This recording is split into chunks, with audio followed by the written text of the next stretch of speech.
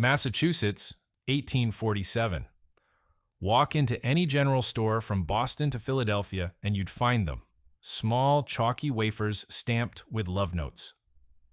Be mine. Kiss me. True love. They're called conversation hearts, and by the 1920s, one factory in Cambridge, Massachusetts, is producing over 8 billion of them. Not per decade, per year. The New England Confectionery Company, NECCO. At their peak, they're not just making candy. They're manufacturing 4 billion wafers annually, dominating 40% of America's wafer candy market, employing over 2,400 workers across a facility sprawling 820,000 square feet. Their candies are in every movie theater, every drugstore, every lunchbox from Maine to California. During World War II, the U.S. government orders millions of NECCO wafers for soldiers' rations. They don't melt, they don't spoil, they're indestructible. Then something went catastrophically wrong. By 2018, those same factory floors sat empty. The machines that once produced 4 billion candies a year were auctioned off for pennies on the dollar. The company that survived the Civil War, 2 world wars, the Great Depression, and a century of changing tastes collapsed in less than 90 days. From $230 million in revenue to bankruptcy. From 171 years of continuous operation to liquidation. The iconic conversation hearts, America's Valentine's Day tradition, vanished from store shelves for the first time in over a century. This is the story of how America's oldest candy company rose from immigrant ambition, dominated an entire industry, and then destroyed itself through a toxic combination of negligence, greed, and catastrophic mismanagement. This isn't just about candy. This is about what happens when legacy becomes a liability, when tradition becomes an excuse for stagnation, and when the pursuit of profit poisons everything it touches, literally. Welcome inside the NECCO Factory, where America's sweetest empire was built, sustained for 171 years, and destroyed in 90 days. Boston, 1847. A 23-year-old English immigrant named Oliver Chase stands in a cramped apothecary shop on Winter Street, grinding lozenges by hand. He's been in America for 3 years. He doesn't have money. He doesn't have connections. What he has is a problem that's driving him insane. The problem is simple. Making lozenges sucks. Every single lozenge, those small medicinal wafers pharmacists sell to soothe sore throats, has to be rolled out by hand, cut individually, and stamped one at a time. It takes hours to make a few dozen. Oliver Chase is 23 years old, and he's already sick of it. His hands are cramped. His back aches. The work is tedious, repetitive, mind-numbing. And he absolutely knows, there has to be a better way. So, he starts tinkering. Late at night, after the shop closes, Oliver Chase is in the back room building something. Not a new medicine, a machine. He's obsessed with the idea of automating the entire process, rolling, cutting, and stamping lozenges with a single device. Most apothecaries would laugh at him. Making lozenges by hand is just how it's done. It's tradition. Oliver Chase doesn't care about tradition. In 1847, he completes his invention, the lozenge cutter. It's a hand-cranked machine with rollers that flatten dough, blades that cut it into uniform discs, and stamps that press designs into each piece. What used to take hours now takes minutes. What used to require skilled labor now requires one person and a handle. It works. Within weeks, Oliver Chase isn't just making lozenges faster than any apothecary in Boston. He's making them faster than anyone in America. Orders start pouring in. Pharmacists want his machine. Other confectioners want his lozenges. By 1850, Oliver realizes he's not in the pharmacy business anymore. He's in the candy business. Chase pivots immediately. He stops making medicinal lozenges and starts producing candy wafers, Small, sweet discs flavored with peppermint, lemon, and wintergreen. They're cheap to make, easy to store, and they don't spoil. In an era before refrigeration, that's a game changer. But Oliver Chase isn't done innovating. In 1866, his brother Daniel joins the business. Daniel is a dreamer where Oliver is an engineer. Daniel sees potential beyond wafers. He invents a machine that can print words directly onto the candy using vegetable dye. Tiny messages, love notes, sayings. The conversation lozenge is born. At first, they're novelties, small candies with phrases like, "Married in white," "You have chosen right," or "How long shall I have to wait? Please be considerate." They're sold in pharmacies, general stores, and candy shops as Valentine's Day gifts. People love them. By 1901, Daniel refines the design into the iconic heart shape. Be mine. Kiss me. True love. The conversation heart becomes the defining product of Valentine's Day in America. Every February, demand explodes, and the Chase Brothers Company, now officially called the New England Confectionery Company, NECCO, is the only one making them. They don't just dominate a market, they create it. Boston, 1901. The merger happens fast. Oliver Chase's company is thriving, but it's not alone. Boston in the late 1800s is a confectionery hub. Dozens of small candy makers are competing for shelf space, fighting over suppliers, undercutting each other on price. It's chaos. And chaos is expensive. So, three companies, Chase and Company, Wright and Moody, and the Forbes Candy Company, decide to stop competing and start consolidating. The deal is clean. They pool resources, share factories, and combine distribution networks. On June 6, 1901, they officially become the New England Confectionery Company, NECCO. The timing couldn't be better. America is industrializing. Railroads connect every major city. Mass production is the future. And NECCO has the infrastructure, the machines, and the product line to dominate. By 1906, NECCO moves into a massive new facility in Cambridge, Massachusetts, a sprawling brick complex along the Charles River. The factory is 820,000 square feet. It employs over 1,000 workers. It operates 24 hours a day, 3 shifts, 7 days a week. At their peak, this factory produces 4 billion NECCO wafers annually. Think about that for a second. 4 billion wafers. That's 11 million wafers every single day. Over 450,000 wafers per hour. The machines never stop. The production line never pauses. NECCO doesn't just make candy. They manufacture it at a scale that rivals industrial giants. And it's not just wafers. NECCO produces conversation hearts, Mary Janes, squirrel nut zippers, Clark bars, candy buttons, and Sky bars. Walk into any theater, drugstore, or corner shop in America, and you'll find NECCO products.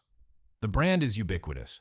During World War I, the U.S. military places massive orders for NECCO wafers. They're lightweight, they don't melt, they don't spoil. Soldiers carry them in rations across Europe. When World War II begins, the military orders even more. NECCO wafers become part of the war effort. By the 1940s, NECCO controls 40% of the wafer candy market in America. They're producing over 8 billion conversation hearts every year for Valentine's Day alone. The factory runs at full capacity for months leading up to February 14th. Workers pack hearts into boxes by the millions. Trucks carry them to every state in the Union. From Boston to Los Angeles, from Seattle to Miami, NECCO is king. Sales climb. Reputation builds. Decades pass. The factory along the Charles River becomes a Boston landmark. Tourists take photos. Locals brag about working there. NECCO isn't just a company, it's an institution. For over a century, everything works perfectly. Cambridge, 1963. NECCO is still thriving, but beneath the surface, something is shifting. The candy industry is changing fast. In the 1960s, American tastes are evolving. Consumers want chocolate. They want variety. They want innovation. Hershey's is releasing new products every year. Mars is dominating with M&Ms and Snickers. Reese's peanut butter cups are flying off shelves.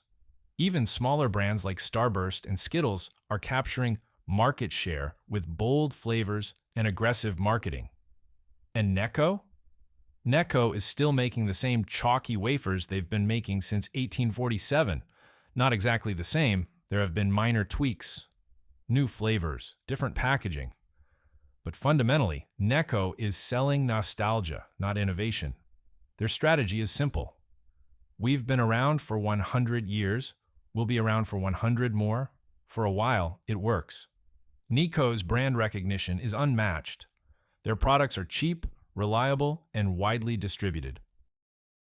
Conversation Hearts remain the undisputed king of Valentine's Day candy.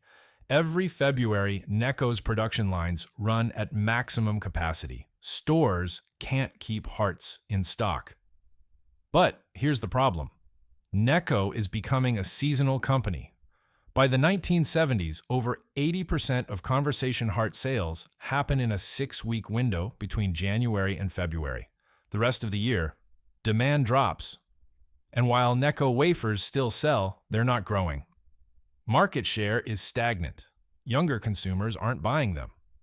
They're eating Skittles. They're eating Starburst. They're eating anything but chalky discs that taste like compressed sugar and dust. NECCO's leadership sees the data. They know they need to diversify.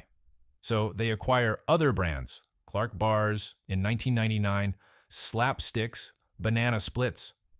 They try launching new products. Sour NECCO wafers, chocolate NECCO wafers. None of it moves the needle. Meanwhile, the factory in Cambridge is aging. The building is over 100 years old. The equipment is outdated. Maintenance costs are climbing. And the Charles River location, once a strategic advantage, is now a liability. Cambridge has transformed into one of the most expensive real estate markets in America. Tech companies are moving in. The neighborhood is gentrifying.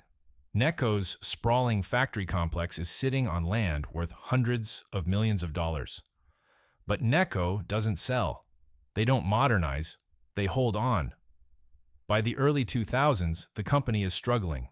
Revenue is flat, profit margins are shrinking, competition is brutal, and leadership is stuck in a cycle of nostalgia, convincing themselves that if they just hold steady, Americans will remember how much they loved NECCO wafers as kids.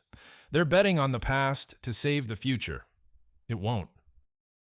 Boston, 2007. The NECCO family finally admits what everyone already knows. They can't run the company anymore. After 106 years of private ownership, NECCO is sold to American Capital, a private equity firm, for $118 million. The deal is pitched as a lifeline. American Capital promises investment, modernization, and strategic growth. They're going to save NECCO. Here's what they actually do: strip it for parts. Private equity firms don't buy struggling companies to nurture them back to health. They buy them to extract value fast. American Capital's playbook is simple. Cut costs, maximize cash flow, sell it off within a few years for a profit. Immediately, they slash jobs.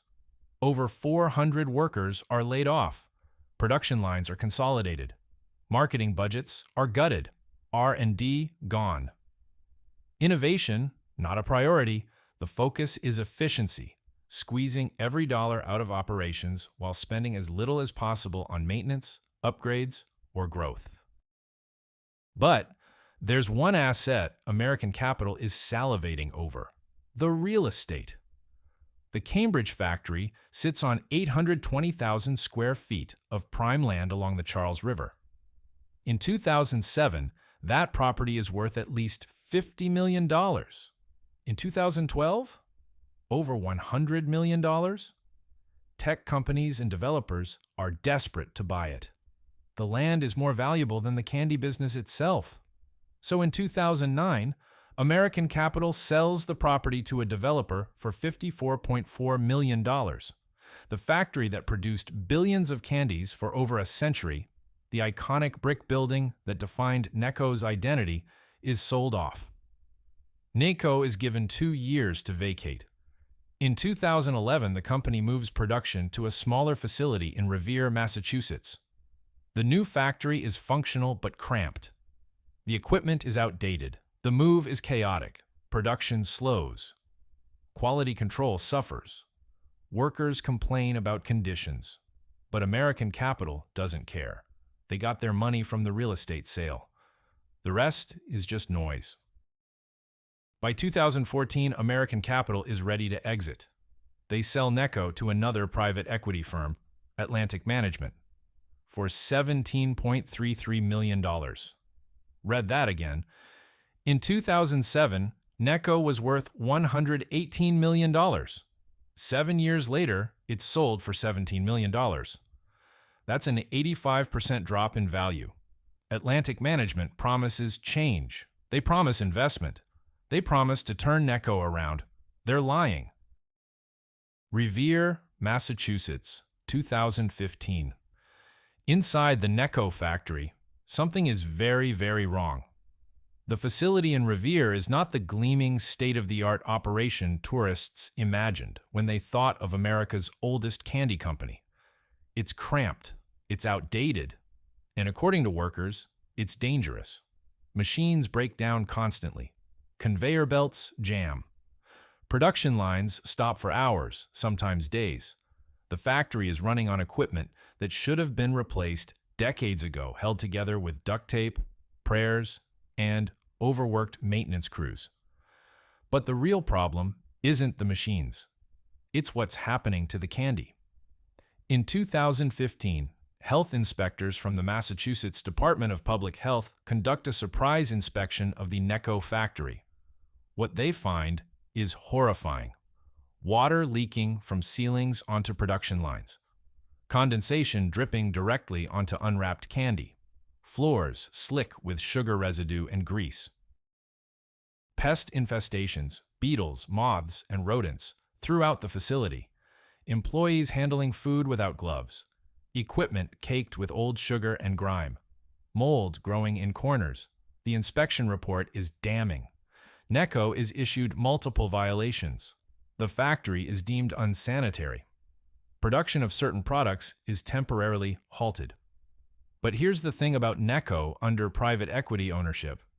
They don't care. Instead of investing in deep cleaning, equipment upgrades, and proper training, NECCO does the bare minimum to pass re-inspection. They clean up the visible messes. They spray for pests. They promise to do better. Then they go right back to cutting corners. Why?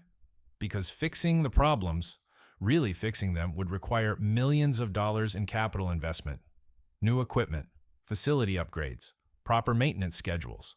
And Atlantic Management has no intention of spending that kind of money. They're not here to build a company.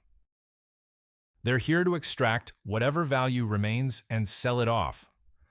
Meanwhile, employees are furious. Workers speak anonymously to local reporters about the conditions inside the factory.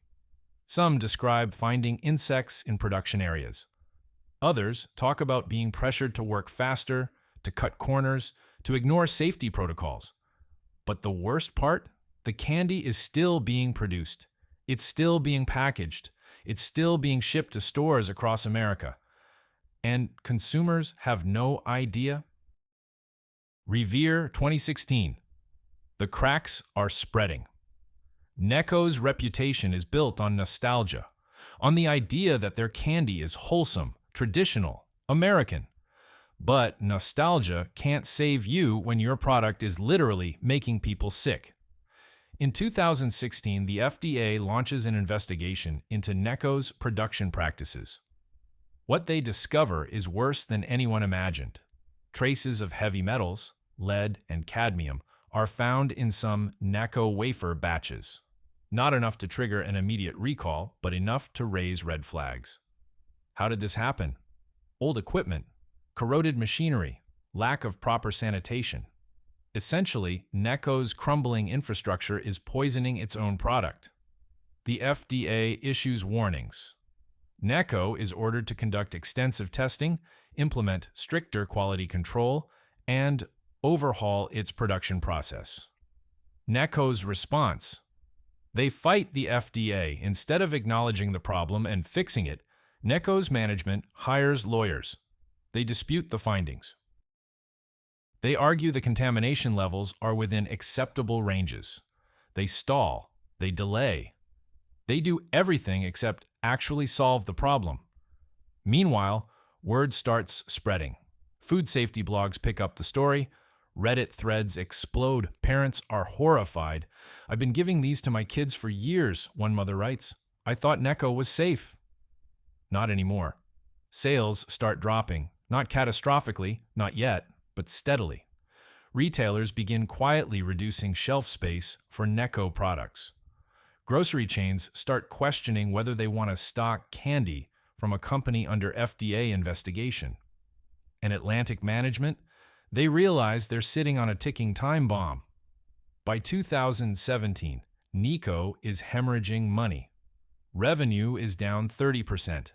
The company is operating at a loss. The factory in Revere is a liability. The brand is damaged. The legal costs from fighting the FDA are mounting. Atlantic management decides to cut their losses. They put NECCO up for sale. The asking price: $7. Revere, 2018. NECCO is dying and everyone knows it. Atlantic management is desperate. They've tried selling to established candy companies: Hershey's, Mars, Ferrero. None of them are interested. NECCO's brand is tarnished. The factory is a disaster. The product line is stagnant. Who wants to buy a 171-year-old company that can't even pass a health inspection? Then, in March 2018, a buyer emerges: Round Hill Investments, LLC. Nobody has heard of them. Round Hill is a tiny investment firm based in Massachusetts, led by a man named C. Dean Metropolis. On paper, he's a food industry veteran. He's been involved in turnarounds before: Pabst Blue Ribbon, Hostess brands. But Round Hill itself is barely a company. It's a holding entity with minimal capital and even less experience running a candy operation. But NECCO is out of options. On May 23, 2018, the sale is finalized. Round Hill Investments buys NECCO for $17.33 million. The press release is optimistic. "We're thrilled to be the stewards of these iconic American brands," Metropolis says. "NECCO's products have been part of American life for over 170 years, and we're committed to honoring that legacy." Behind the scenes, chaos. Within weeks, it's clear Round Hill has no idea what they're doing. They don't have the capital to fix the factory. They don't have the expertise to manage production. They don't have relationships with suppliers or distributors. They're in over their heads. And then, in July 2018, less than 2 months after the sale, everything collapses. Round Hill announces they're closing the Revere factory. Immediately, all 230 remaining employees are laid off. Production stops. The machines go silent. The reason? Round Hill claims they need to restructure operations and find a more suitable production facility. Translation: they're broke, they're panicking, and they have no plan. For the first time in 171 years, NECCO is not producing candy. Revere, August 2018. The factory is empty. The machines that once produced 4 billion wafers a year are sitting idle. The production lines are covered in dust. The offices are abandoned. And in the parking lot, auction signs are going up. Round Hill Investments has declared bankruptcy. They're liquidating everything: equipment, inventory, intellectual property, even the NECCO brand itself. The entire company is being sold off piece by piece. On August 28, 2018, the auction begins. Bidders walk through the factory like vultures picking at a carcass. industrial equipment dealers eyeing the conveyor belts, scrap metal companies calculating the value of the machinery, brand consultants assessing which trademarks are worth salvaging. The iconic NECCO brand, Conversation Hearts, NECCO wafers, Clark bars, is sold to Spangler Candy Company for $18.83 million. Spangler, best known for Dum Dum's lollipops, promises to restart production. But there's a catch. They don't plan to manufacture in Massachusetts. They're moving production to Ohio. The equipment is sold separately. Mixers, ovens, packaging machines, gone. Some of it goes to other candy manufacturers, some of it goes to scrap yards. The rest is left to rust. And the employees? The 230 workers who lost their jobs in July. They're left with nothing. No severance, no health insurance, no pensions, just a letter thanking them for their service and wishing them well. By September 2018, the Revere factory is completely gutted. The building sits empty. Windows are broken. Weeds grow through cracks in the parking lot. A "For Lease" sign hangs out front, weathered and faded. For 171 years, NECCO survived. Through the Civil War, through 2 world wars, through the Great Depression, through technological revolutions and cultural shifts. It took 3 private equity firms less than 11 years to destroy it. So how does an unbeatable giant fall this hard? The answer isn't complicated. It's actually brutally simple. NECCO stopped innovating, and then private equity finished the job. Let's be clear. NECCO's decline didn't start in 2007 when American Capital bought the company. The warning signs were there decades earlier. By the 1970s, NECCO was already losing ground to competitors. By the 1990s, they were coasting on brand recognition alone. By the 2000s, they were desperate. But here's where private equity turned a struggling company into a corpse. When American Capital bought NECCO in 2007, they saw one thing: real estate. The Cambridge factory was worth more than the entire candy operation, so they sold it. They pocketed $54 million and moved production to a cheaper facility in Revere. That was the fatal decision. Moving the factory wasn't just a logistical nightmare. It destroyed NECCO's operational foundation. The Cambridge facility was old, yes, but it was functional. It had decades of institutional knowledge built into its systems. Workers knew the equipment, processes were refined, production ran smoothly. The Revere factory? It was cramped, poorly maintained, and inadequate for NECCO's production needs. Equipment broke down constantly. Quality control suffered. Costs skyrocketed. And Atlantic Management, who bought NECCO in 2014, refused to invest in upgrades. Why? Because they were never planning to keep NECCO long-term. They were planning to extract value and flip it. That's the private equity playbook. Buy low, cut costs, maximize short-term cash flow, sell high. If the company survives, great. If it doesn't, not their problem. NECCO was a perfect target, a struggling brand with valuable assets and minimal debt. American Capital squeezed out the real estate value. Atlantic Management squeezed out whatever operational value remained. And when Round Hill bought the company in 2018, there was nothing left to squeeze. Round Hill lasted 56 days before filing for bankruptcy.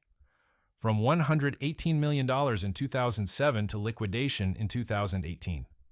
11 years. 3 private equity owners. 1 dead company. NECCO's collapse holds lessons that extend far beyond candy. Let's break them down. Lesson 1. Legacy is not a business strategy. NECCO spent decades coasting on nostalgia. They believed their 171-year history was enough to sustain them. It wasn't. Consumers don't care how old your brand is if your product is boring, outdated, and hasn't evolved in 50 years. While NECCO was relying on tradition, competitors were innovating. Mars was launching new products every year. Hershey's was expanding into premium chocolate. Even smaller brands like Sour Patch Kids and Swedish Fish were capturing market share with bold flavors and aggressive marketing. NECCO's response: make the same chalky wafers they'd been making since 1847. Legacy can open doors, but it can't keep them open. Lesson 2. Private equity is not your friend. Private equity firms are not in the business of saving companies. They're in the business of extracting value. When American capital bought NECCO, they didn't invest in growth, innovation, or modernization. They sold the real estate, cut costs, and flipped the company for a quick profit. Atlantic Management did the same. Round Hill tried to do the same but failed spectacularly. NECCO wasn't killed by changing consumer tastes or increased competition. It was killed by financial engineering. 3 private equity firms systematically hollowed out the company, stripped its assets, and left nothing but a shell. That's not a turnaround. That's looting. Lesson 3. Cutting corners kills. When NECCO moved to Revere, management chose the cheapest facility possible. They deferred maintenance. They ignored safety violations. They fought the FDA instead of fixing contamination issues. Why? Because Atlantic Management prioritized short-term profits over long-term sustainability. The result? A factory that produced contaminated candy, failed health inspections, and destroyed consumer trust. Once word got out that NECCO wafers might contain heavy metals, the brand was finished. No amount of nostalgia could save them. Cutting corners doesn't save money. It destroys value. Lesson 4. Timing matters. Round Hill bought NECCO in May 2018 and filed for bankruptcy in July 2018. 56 days. That's not a turnaround attempt. That's a miscalculation. Round Hill didn't have the capital, expertise, or plan to run NECCO. They bought a dying company with borrowed money, hoping to flip it quickly. When they couldn't find a buyer, they collapsed. Timing matters. If you're buying a distressed asset, you better have the resources and runway to fix it. Round Hill had neither. Revere, Massachusetts. Today, if you drive down American Legion Highway, you'll pass a large empty building with broken windows and a faded "For Lease" sign. This is the former NECCO Factory. The place that once produced 4 billion wafers a year sits silent. Weeds grow through cracks in the parking lot. The loading docks are empty. The machines are gone. In 2019, Spangler Candy Company, the new owner of the NECCO brand, restarted production of Conversation Hearts and NECCO wafers. But not in Massachusetts, in Ohio. And the product isn't the same. The recipe changed. The texture is different. Longtime fans complain that the new hearts taste wrong. Because they're not NECCO hearts, they're Spangler hearts with a NECCO label. The original NECCO, the company founded in 1847, the factory that survived wars and depressions, the brand that defined American candy for over a century, is gone. Forever. From Oliver Chase's hand-cranked lozenge cutter to 4 billion wafers a year. From 2,400 employees to liquidation. From 171 years of history to 56 days of bankruptcy. All that's left is silence. The market doesn't care about your legacy.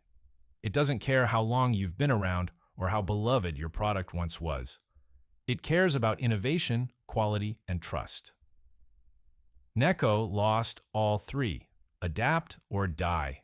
Innovate or disappear. Protect your core or watch private equity strip it for parts. Welcome to the NECCO Factory, where America's sweetest empire was built, sustained for 171 years, and destroyed in 90 days.